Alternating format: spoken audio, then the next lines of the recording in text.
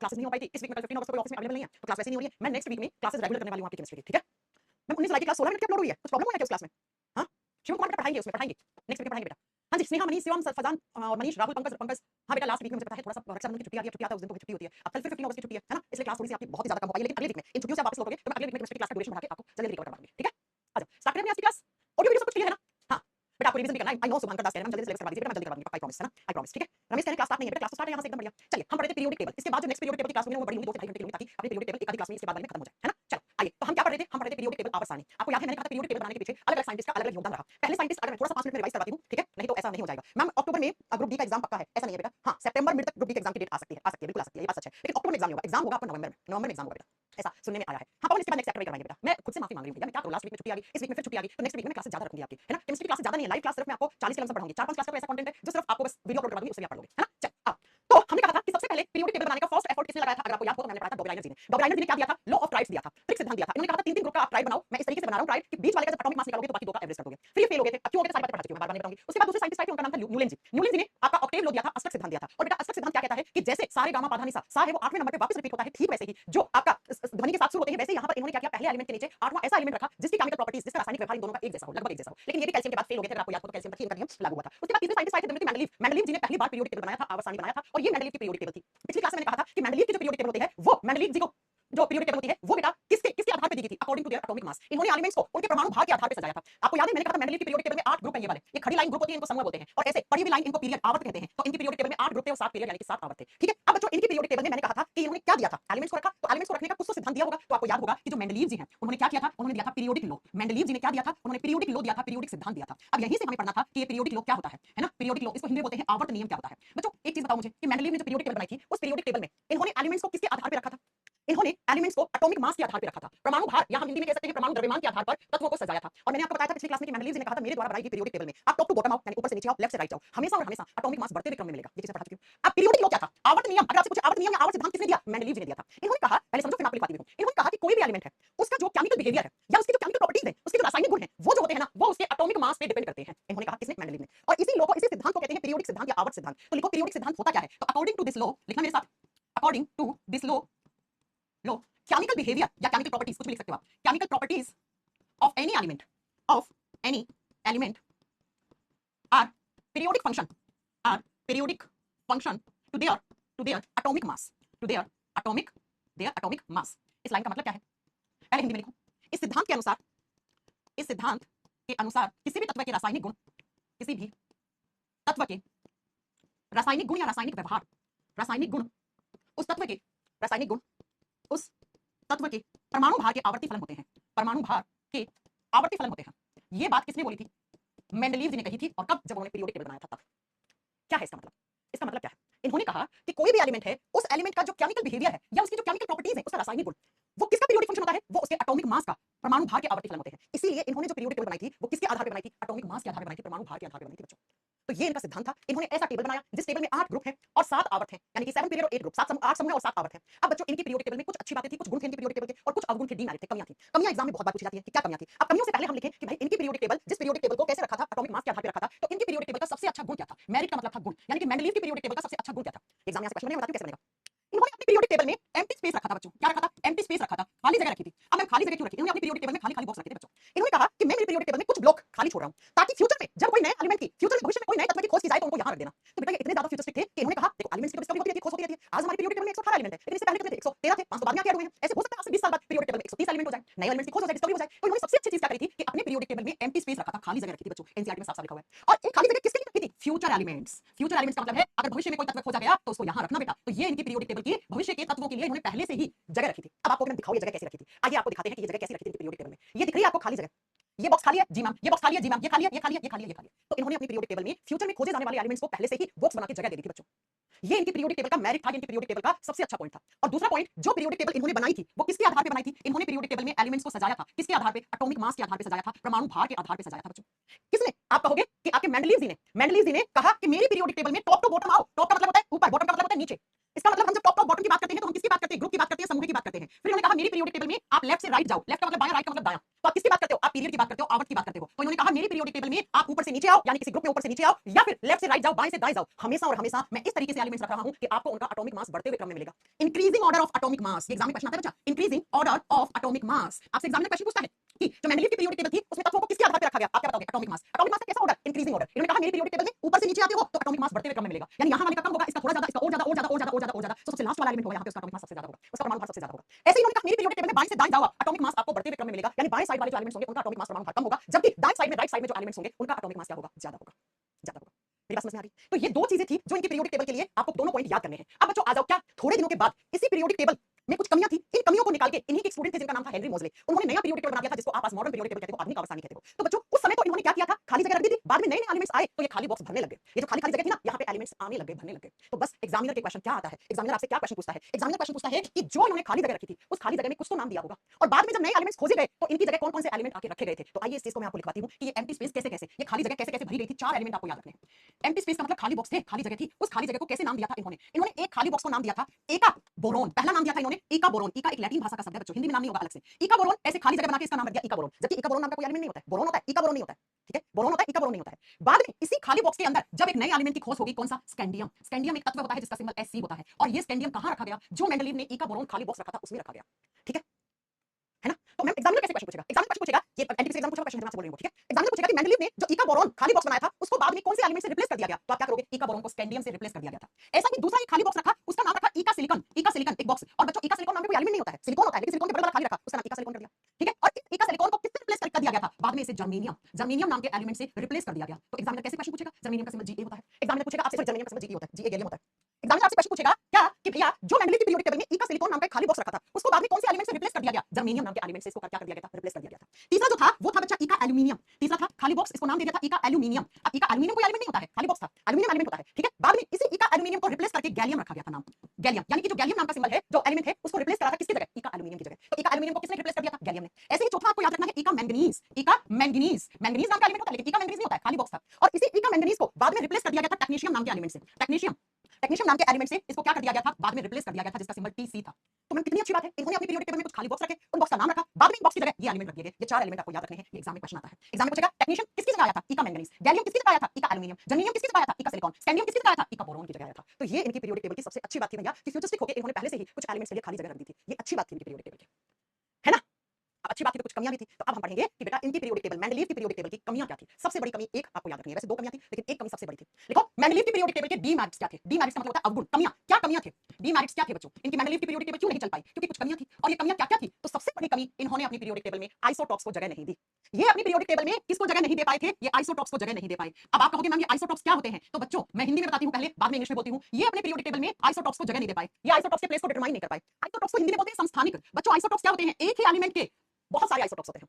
Element एक ही है जिसका एटॉमिक नंबर सेम होता है, परमाणु क्रमांक जिनका एक जैसा हो, लेकिन जिनका एटॉमिक मास डिफरेंट हो, परमाणु भार जिनका अलग अलग हो, उनको हम केमिस्ट्री में क्या बोलते हैं? आइसोटॉप्स कहते हैं, समस्थानिक कहते हैं। एक ही एलिमेंट जिसका एटॉमिक नंबर, परमाणु क्रमांक तो एक जैसा हो, लेकिन जिनका परमाणु भार यानी परमाणु द्रव्यमान भी बोल सकते हो, जिनका परमाणु क्रमांक सेम, सेम का मतलब बराबर हो, एक ही हो, एक जैसा हो, जबकि उनका परमाणु भार, एटॉमिक मास क्या हो, वो क्या हो? अलग अलग हो, तो उन्हें हम क्या बोलते हैं? उन्हें हम बोलते हैं आइसोटॉप्स। जैसे अगर आपने पढ़ा है तो ठीक है, नहीं पढ़ा है तो सुन लो। हाइड्रोजन एक एलिमेंट होता है, उसके तीन आइसोटॉप्स होते हैं, 1H1, 1H2, 1H3। ये हाइड्रोजन। अब आप देखो, ये इसका हाइड्रोजन का एटॉमिक नंबर है, एटॉमिक नंबर तीनों का सेम है, कितना? एक एक, जबकि एटॉमिक मास देखो इसका एक है, इसका दो है, इसका तीन है। अब आप कहोगे मैम इनको आइसोटॉप्स को जगह क्यों देनी थी?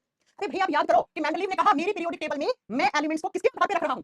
तो ये अपनी पीरियोडिक टेबल में एलिमेंट्स को एटॉमिक मास के आधार पर रख रहे थे। अब बच्चों एटॉमिक मास तो एक एलिमेंट का अलग अलग हो सकता है। देखो ना, हाइड्रोजन के तीन एटॉमिक मास होता है, एक भी होता है, दो भी होता है, तीन भी होता है। जब आप एलिमेंट्स को एटॉमिक मास के आधार पर सजा रहे हो तो भैया एटॉमिक मास तो एक एलिमेंट का क्या है? अलग अलग भी हो सकता है। इसका मतलब फिर आपको आइसोटॉप्स को जगह देनी पड़ेगी। और बच्चों मैं आपको बताऊं, जैसे आपने पढ़ा होगा हाइड्रोजन के तीन आइसोटॉप्स होते हैं, कार्बन के भी तीन होते हैं, कार्बन 6, कार्बन 12, कार्बन 14। एक पोलोनियम नाम का एलिमेंट होता है, उसके पास 27 आइसोटॉप होते हैं। तो अगर ये अपनी पीरियोडिक टेबल में ऐसे आइसोटॉप्स को रखना शुरू करते तो सोचो बच्चों पीरियोडिक टेबल कितनी बड़ी हो जाती।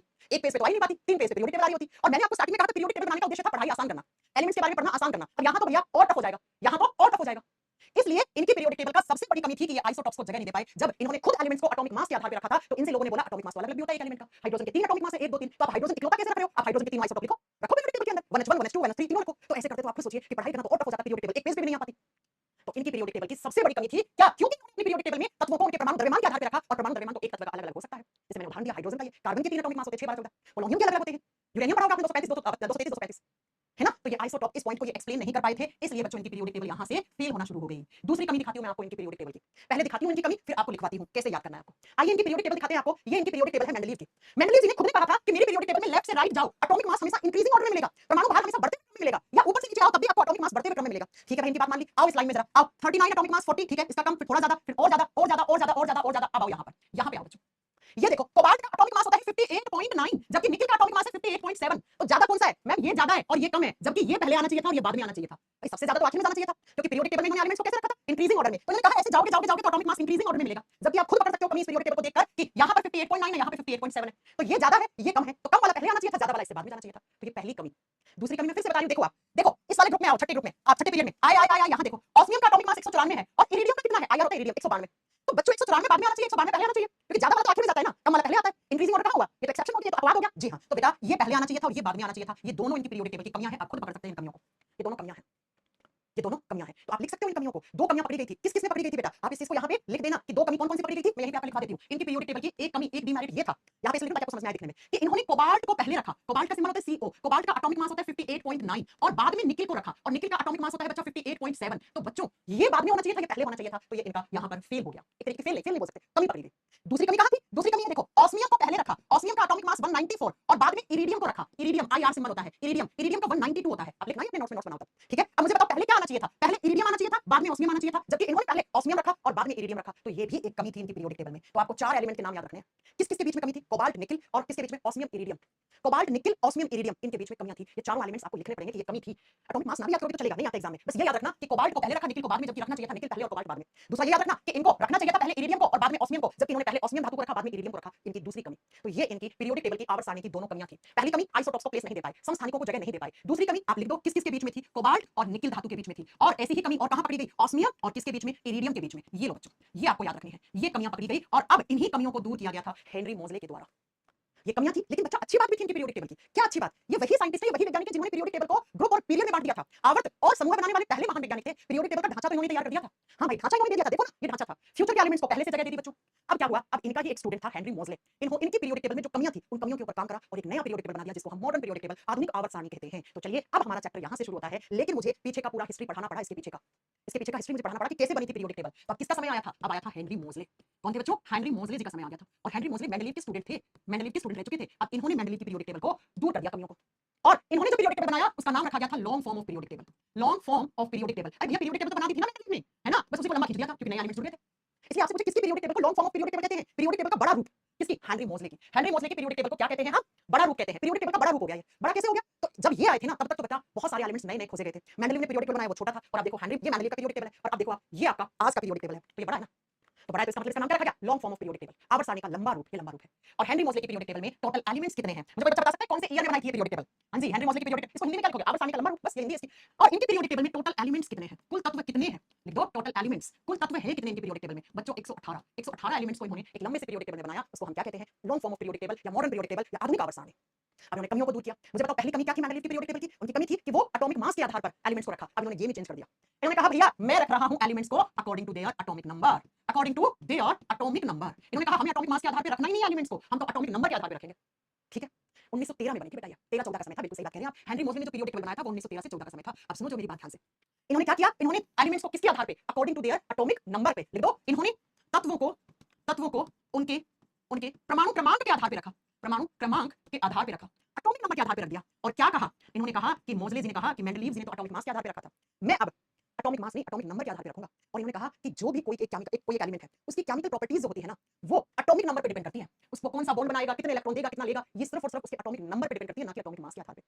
तो मुझे बताओ कि मेंडेलीव ने पीरियोडिक टेबल बनाया उसमें एलिमेंट्स किसके आधार पे? एटॉमिक मास के आधार पे। अब एटॉमिक मास तो इन्होंने यूज ही नहीं किया शब्द, इन्होंने एटॉमिक नंबर के आधार पे एलिमेंट्स को सजा दिया और कहा कोई भी एलिमेंट है उसका केमिकल बिहेवियर एटॉमिक मास नहीं एटॉमिक नंबर पे डिपेंड करता है। एटॉमिक नंबर क्या होता है बच्चों? एटॉमिक नंबर होता है नंबर ऑफ प्रोटॉन, और अगर एलिमेंट न्यूट्रल है, उदासीन है, तो atomic number is also equal to number of electron. तो इन्होंने कहा कि कोई भी एलिमेंट है उसका रासायनिक व्यवहार परमाणु क्रमांक पे निर्भर करता है, ना कि परमाणु द्रव्यमान पे।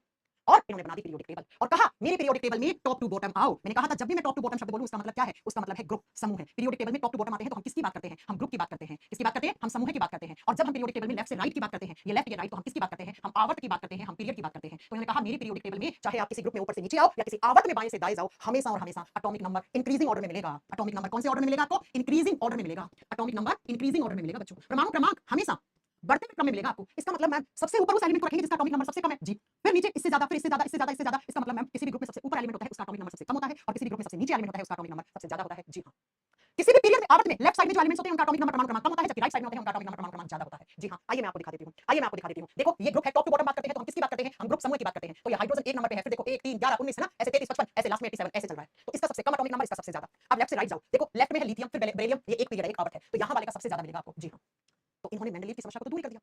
एलिमेंट्स को किसके आधार पे सजा दिया, एलिमेंट्स को किसके आधार पे रख दिया, तो एटॉमिक नंबर के आधार पे रख दिया। इसलिए जब आज पीरियोडिक टेबल में आप देखते हो ना, तो ये नंबर लिखे ना, ये एटॉमिक नंबर है, ये एटॉमिक मास नहीं है, ये परमाणु द्रव्यमान नहीं है, ये परमाणु क्रमांक है। जबकि बच्चों मेंडलीव की पीरियोडिक टेबल में जो आप देखते हो ना, ये एटॉमिक मास है, क्योंकि हम तो एटॉमिक मास के आधार पे रखा था, परमाणु द्रव्यमान संख्या के आधार पे रखा था। तो आज हम जो पीरियोडिक टेबल पढ़ते हैं, उस पीरियोडिक टेबल में जो ये नंबर लिखे दिखते हैं, ये क्या है, ये एटॉमिक नंबर है, क्योंकि ये हेनरी मोज़ले की पीरियोडिक टेबल है। और ये हेनरी मोज़ले की पीरियोडिक टेबल जो है, इसमें टोटल 118 एलिमेंट है। ये रहा पहला एलिमेंट और ये रहा 118वां एलिमेंट, 118 एलिमेंट। अब बात करते हैं किसके बारे में। किसको कंफ्यूजन हो रहा है, किस बात का कंफ्यूजन हो रहा है।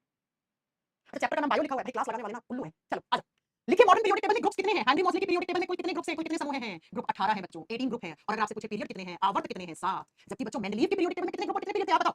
हां जी, मेंडलीव की पीरियोडिक टेबल में कितने ग्रुप थे, 8। आवर्त कितने थे, 7। जबकि अब ग्रुप बढ़ के कितने हो चुके हैं, 18। जबकि आवर्त आज भी 7 है बच्चों। आइए आपको दिखाती हूं। देखिए ग्रुप कैसे काउंट करते हैं, टॉप टू बॉटम। पहला ग्रुप देखो, टॉप टू बॉटम। दूसरा ग्रुप, तीसरा, चौथा, पांचवा, छठा, सातवां, आठवां, नौवां, 10वां, 11 12 13 14 15 16 17 18 18 ग्रुप।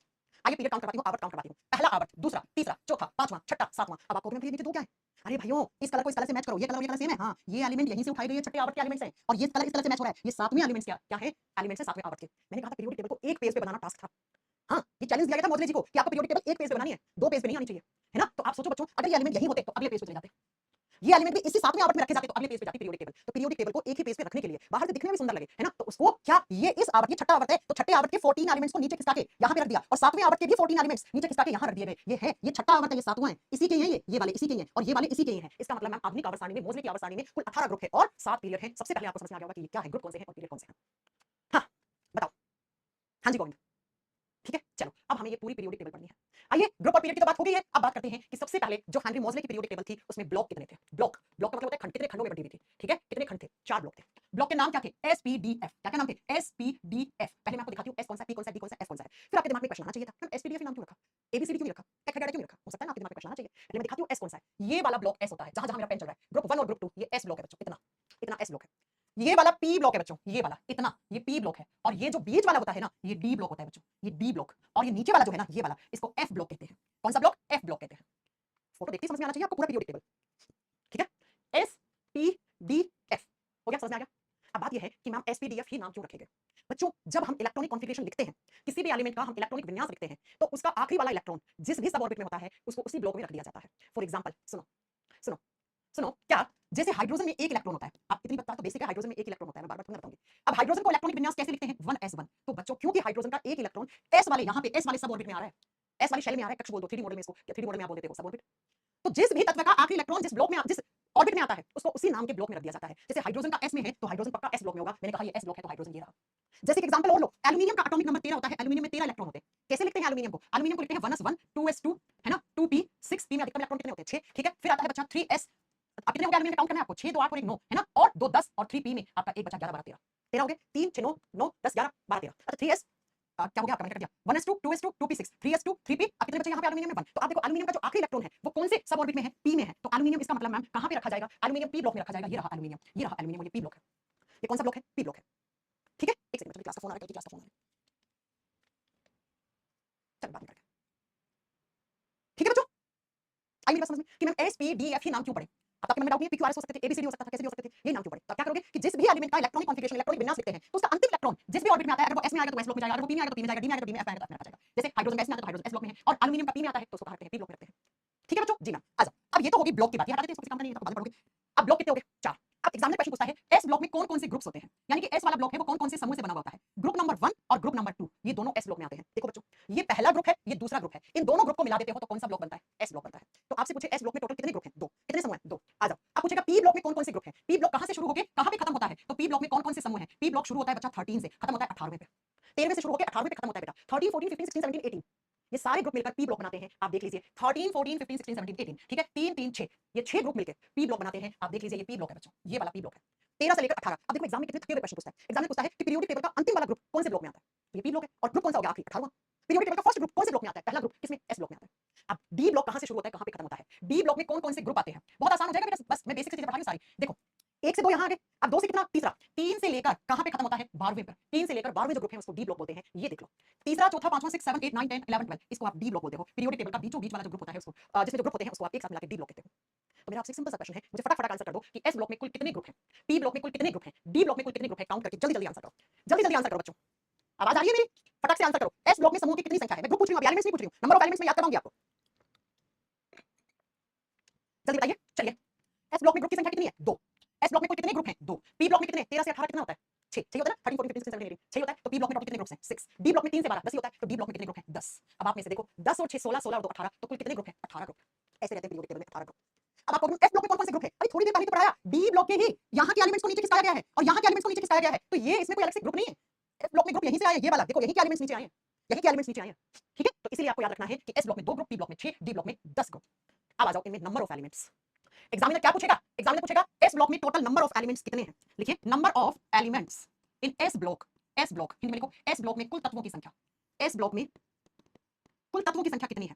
कुल तत्वों की संख्या कितनी है? ये एग्जामिनर पहला क्वेश्चन पूछता है आपसे। 13 होते हैं बच्चों। एस ब्लॉक में टोटल कितने एलिमेंट्स होते हैं? 13 एलिमेंट्स होते हैं। मैम दिखाइए, चलो आपको दिखाते हैं। ये पूरा एस ब्लॉक है, आप काउंट कर लेना आप, ठीक है? 1 2 3 4 5 6 7 8 9 10 11 12 13 elements. S block group number 1, group number 2। आ जाओ पी ब्लॉक में, अब पूरा आप लिखना number of elements in P block, और हिंदी में क्या लिखोगे? पी ब्लॉक में कुल तत्वों की संख्या कितनी होती है? पी ब्लॉक में कुल तत्वों की संख्या 37 होती है। पी ब्लॉक में एलिमेंट्स की जो काउंट है, नंबर है, वो कितने हैं? 37 है। मैम एक बार काउंट करवा दीजिए ना। चलिए आपको काउंट करवाते हैं। यहां से लेकर यहां तक क्या है? पी ब्लॉक है, काउंट करना। 1 2 3 4 5 6 7 8 9 10 11 12 13 14 15 16 17 18 19 20 21 22 23 24 25 6 7 8 9 30 31 32 33 34 35 36 37 हो गया 37। ठीक है, ओके। अब आपसे पूछेगा नंबर ऑफ, ये आपको पूरा लिखना है नोट्स बनाने में, नंबर ऑफ, मैं तो समय की बात देता है इसलिए मैं शॉर्ट फॉर्म में लिख रही हूं। Number of elements in D block. D block में तत्वों की संख्या कितनी है? 40 एलिमेंट्स। कितने हैं? 40 एलिमेंट्स। 40 तत्व हैं। मैम नंबर याद कराओ, दिखाओ 40 कहां है। चलो, डी ब्लॉक यहां से शुरू होता है, यहां खत्म होता है, पूरी 10 लाइन है। जब एक लाइन में 4 है तो 10 × 4 कितने हो जाएंगे? 40। काउंट कर लो, 4 4 4 4 4 4 4 4 4 4, तो कितने हो गए डी ब्लॉक में टोटल? 40 एलिमेंट्स। अब आओ number of elements in F block. कौन से ब्लॉक में? एफ ब्लॉक में कुल तत्वों की संख्या कितनी है? बच्चों 28 एलिमेंट्स होते हैं। कितने एलिमेंट्स होते हैं? 28। मैम काउंट करवा दीजिए, आ जाइए आपको दिखाते हैं। 14 ये रहे, 14 ये रहे, ये आप काउंट कर लीजिए चाहे, और इन्हीं दोनों लाइन को एक साथ मिलाकर एफ ब्लॉक कहते हैं। ये एफ वाला ब्लॉक है बच्चों। तो देखो कैसे काउंट करना, 13 40 37 28। अब आपकी तो गणित अच्छी है, मेरी तो कमजोर हो सकती है, तो जरा बताओ क्या टोटल 118 एलिमेंट हो गए? क्या कुल 118 तत्व हो गए? यस या नो? हो गए होंगे। ठीक है, तो 118 एलिमेंट्स, 4 ब्लॉक, 18 ग्रुप, 7 पीरियड में ऐसे बटे हुए हैं बच्चों, ऐसे बटे हुए हैं। अब कोई आपसे पूछे पीरियोडिक टेबल पढ़ाना, तब क्या बताओगे? ये एस ब्लॉक है, ये पी ब्लॉक है, ये डी है, ये एफ है, ये पहला ग्रुप, ये दूसरा, तीसरा, ऐसे करते करते 18 ग्रुप। कोई आपसे पूछे ये 2 लाइन कहां से आई है, तो आप क्या बोलोगे? यहीं से आई है। ये लाइन कहां से आई है? यहीं से आई है। ठीक है, इसमें कितने एलिमेंट्स? इसमें कितने, इसमें कितने, इसमें कितने? कर दोगे?